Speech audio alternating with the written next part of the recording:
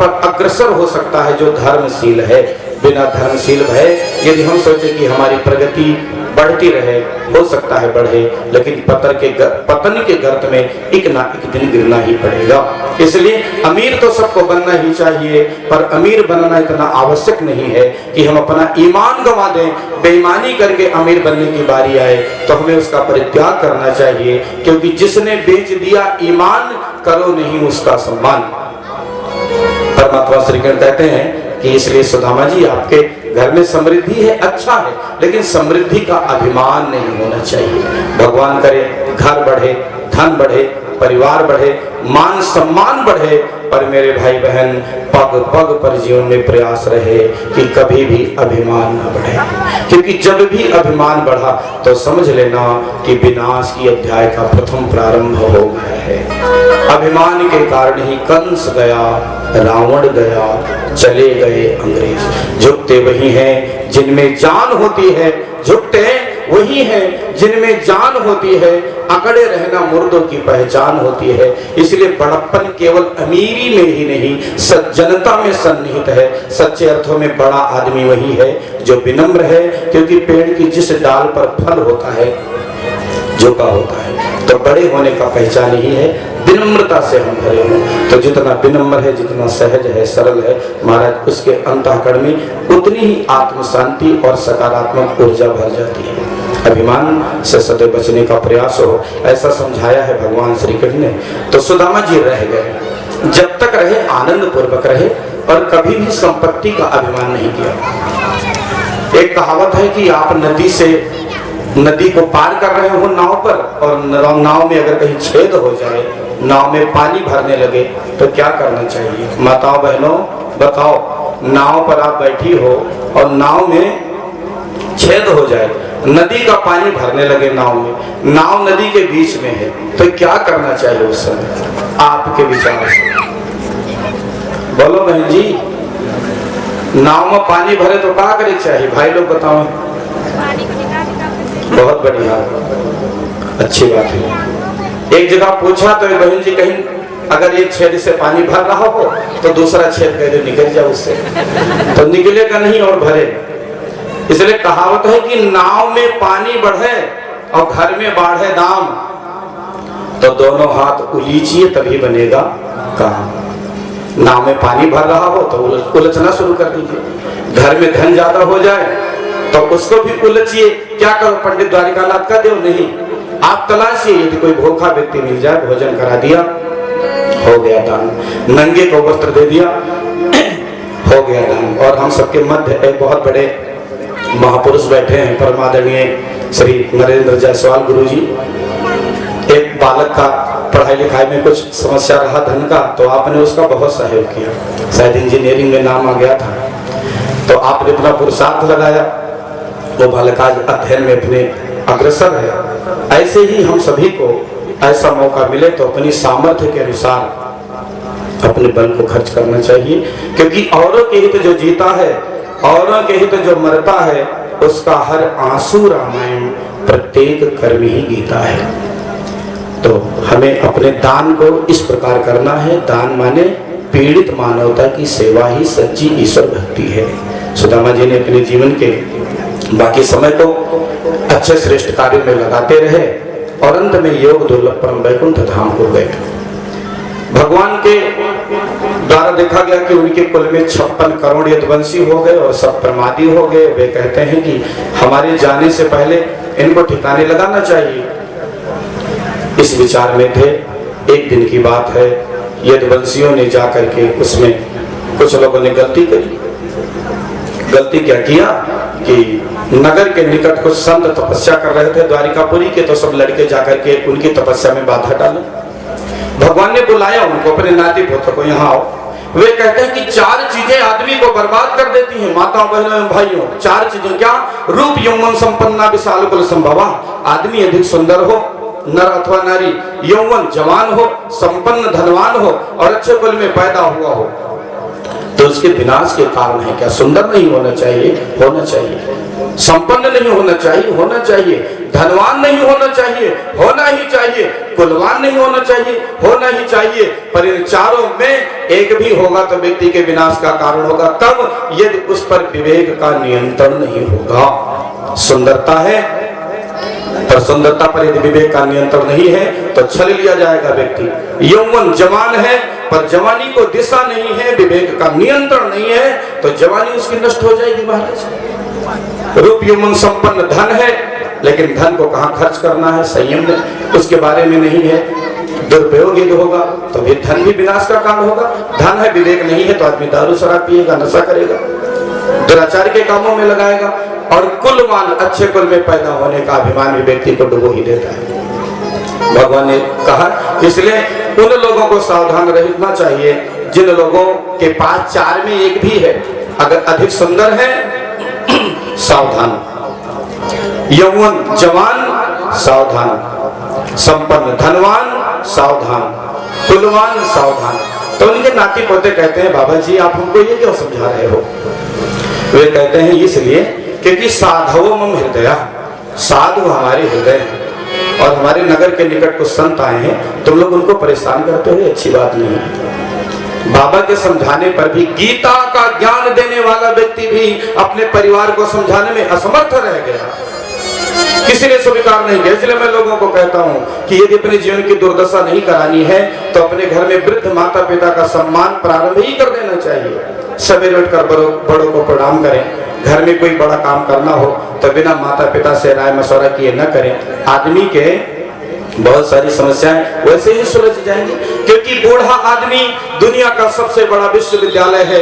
उसके चेहरे की एक एक झुर्रियों पर लाखों लाखों लाखों लाखों अनुभव छिपे हुए हैं। वे देना चाहते हैं कुछ समाज को, लेकिन युवा पीढ़ी लेनी नहीं चाहती है। इसलिए हम नौजवान अपने सभी भाई बहनों को प्रार्थना करते हैं, कोई बुजुर्ग मिले उनके बगल में बैठकर उनके जीवन के अनुभव को जरूर सुने, जाने, जीवन में बहुत काम आने वाला है। वे सम्माने नहीं, कपड़े का बहुत बड़ा गट्ठर बनाया और सांब नामक बालक के पेट में उसको कस के बांध दिया कमर में, फिर इसको साड़ी पहना दी, घूंघट डलवा दिया, दुर्वासा ऋषि के पास ले गए। बाबा बताओ इसके पेट में क्या है?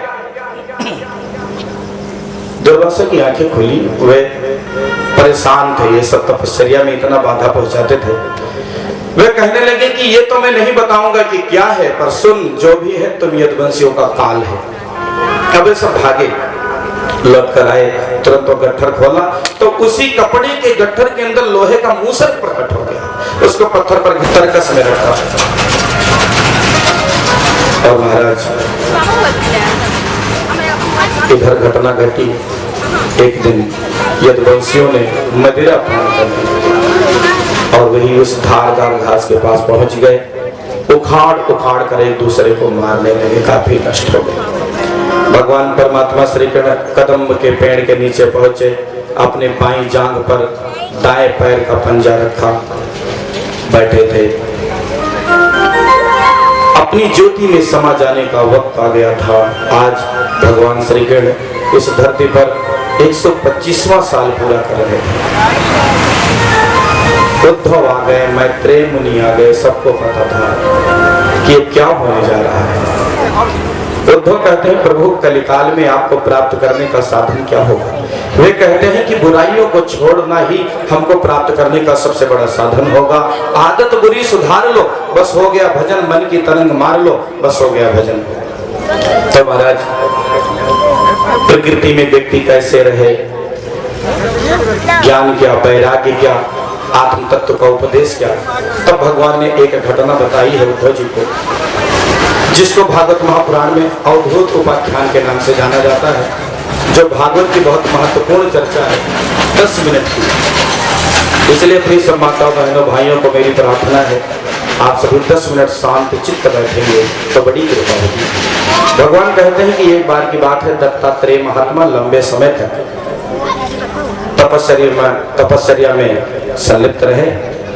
तब यदु राजा पहुंचे और वो कहने लगे, महाराज यहाँ दूर दूर तक कोई गांव नहीं है, कुछ खाने पीने की व्यवस्था नहीं है, फिर भी आप इतने स्वस्थ शरीर कैसे हैं?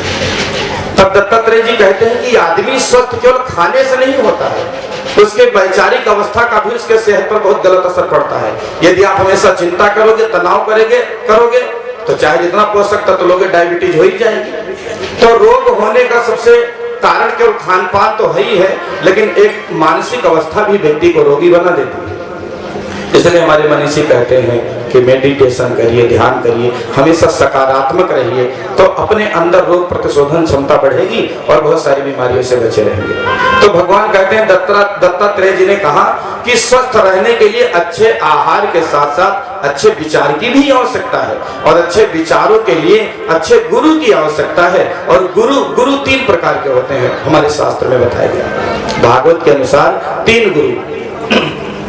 पहले गुरु शिक्षा गुरु, जो हमें शिक्षा देते हैं विद्यार्थी जीवन में, जहां से हमने विद्या अध्ययन किया, वे हमारे गुरु शिक्षा गुरु। उनकी संख्या कई होती है। दूसरे नंबर पर पुरोहित गुरु, जो हमारे घर में संस्कार आदि करवाते हैं। तीसरे नंबर पर दीक्षा गुरु, जिनसे हम गुरु मंत्र की दीक्षा लेते हैं। तो वे कहते हैं कि हमने अपने जीवन में 24 गुरु बनाए हैं। दत्तात्रेय जी के 24 गुरुओं की बड़ी महिमा है। हम उनका नाम लेंगे, संक्षिप्त चर्चा करेंगे, फिर कार्यक्रम समापन की ओर ही है। इसलिए अब 10 मिनट में 2-3 मिनट बीत चुका है, बाकी समय में आप सब शांत रहेंगे, बड़ी कृपा होगी।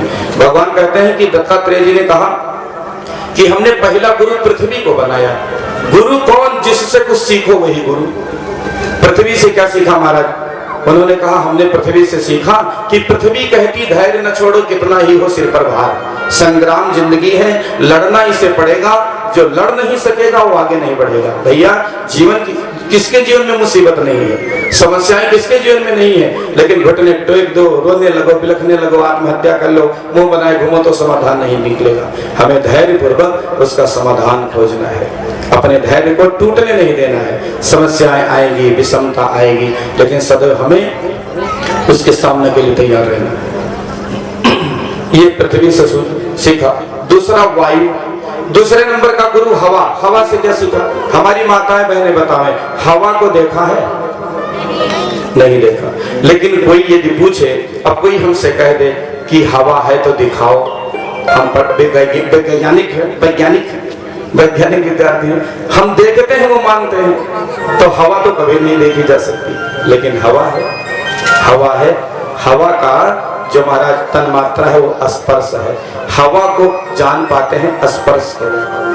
हवा नहीं दिखती, लेकिन हवा का काम दिखता है। इसीलिए हमारा फोटो छपे या ना छपे, हमको कोई जाने या ना जाने, हमें अच्छा काम सदैव करते रहना है। कौन निंदा कर रहा है, कौन प्रशंसा कर रहा है, इसकी बिना परवाह किए हमें सदैव ये सोचना है कि हमें जो करना चाहिए था, जो हमारे करने लायक था, जो हमारा कर्तव्य था, वो हमने किया कि नहीं। इसलिए सेवक दिखे या न दिखे, सेवा दिखे। यही कारण है कि संत और भगवंत अपने को छिपाते हैं और दुनिया वाले अपने को दिखाते हैं। एक मौसम आता है जब लोग अस्पताल में मदद करने जाते हैं, 2 केला लेके 20 जने जाते हैं। एक मरीज का 2 केला पकड़ी ने, हमने सोशल मीडिया फोटो देखा, एक मरीज को 2 केला पकड़ाए, 20 जने हाथ लगाए, कहते हैं आज मरीज को केला दान करते हुए जाओ ना से जाए तो है। 2 केला में 20 जने पार्टनरशिप, कहते हैं प्रोजेक्ट बड़ा है। अब 2 केला में प्रोजेक्ट बड़ा है, 2 केला में 20 लोगों की पार्टनरशिप हो रही है, इतना बड़ा प्रोजेक्ट है वहां। इसलिए सेवा दिखे पर सेवक न दिखे। तीसरा गुरु आकाश को बनाया। क्या सीखा? नभ कहता है फैलो इतना, ढक लो तुम सारा संसार। हम अपने छत पर खड़े होते हैं, लगता है 20 किलोमीटर आगे आकाश धरती पर धरा है, लेकिन 20 किलोमीटर आगे जाओ तब लगता है और आगे धरा है। इससे से सीखना है कि हमें अपने वैचारिक स्तर को बड़ा बनाना है, वैचारिक स्तर को बड़ा बनाना है। यूं ही ना अपने मिजाज को चिड़चिड़ा कीजिए, यूं ही ना अपने मिजाज को चिड़चिड़ा कीजिए, कोई बात छोटी करे तो दिल बड़ा कीजिए। तो हमें अपने वैचारिक स्तर को बड़ा रखना है। हर व्यक्ति उतना बड़ा होता है जितना उसका चिंतन बड़ा होता है, इसलिए हमारा चिंतन शक्ति बड़ा होना चाहिए। आकाश से सीखा। चौथा गुरु पानी को बनाया, जल को। जल से क्या सीखा? ऐसी वाणी बोलिए मन का आपा खोए और उनको शीतल करें, आपो शीतल होए। पानी पानी ऐसा है कि पानी न होने पर महाराज आदमी के लिए तो जीवन मुश्किल हो जाता है। इसलिए पानी की तरह हम उपयोगी बने, नागरिक कर्तव्य का पालन करें।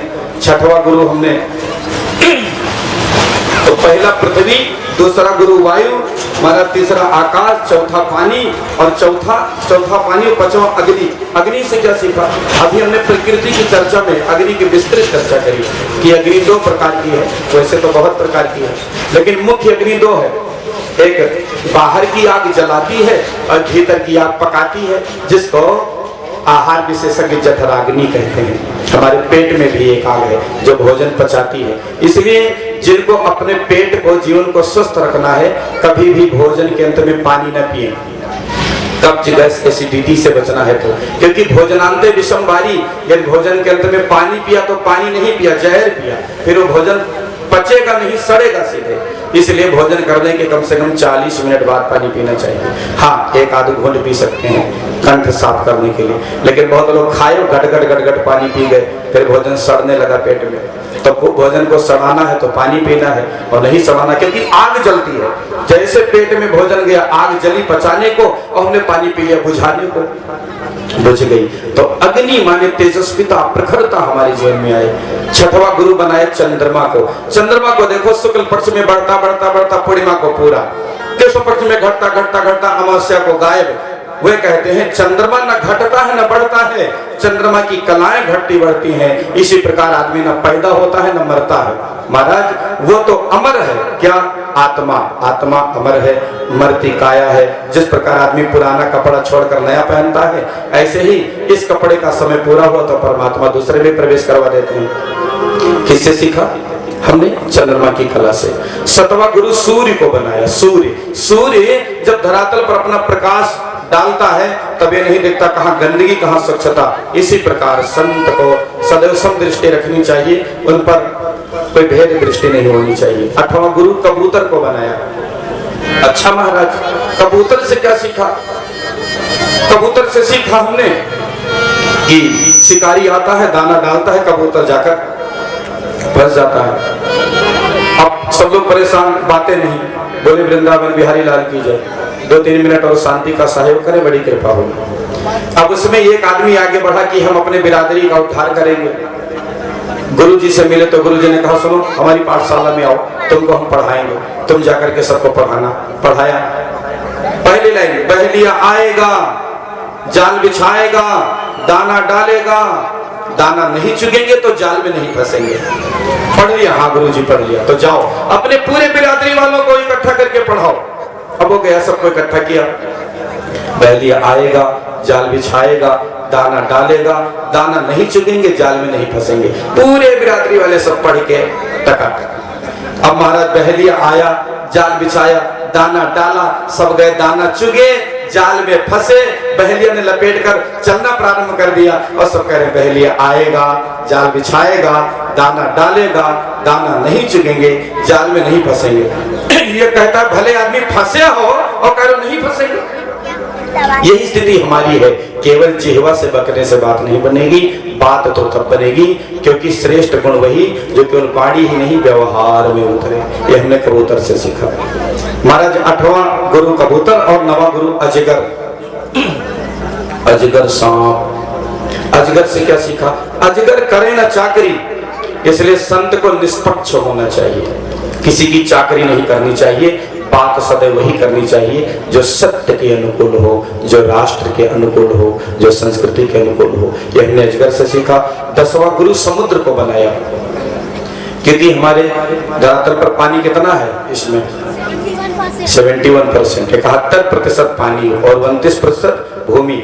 जब चाहे तब तो पानी भूमि को डुबो सकता है, लेकिन सागर कभी अपनी सीमा नहीं लांघता है। इसलिए जीवन में आगे बढ़ना है तो हर व्यक्ति को अपनी सीमा में ही रहना चाहिए। गंभीरता, धीरता होनी चाहिए। हाथ जल गगरी छलकर जाए वाली बात ना हो। यह हमने समुद्र से सीखा।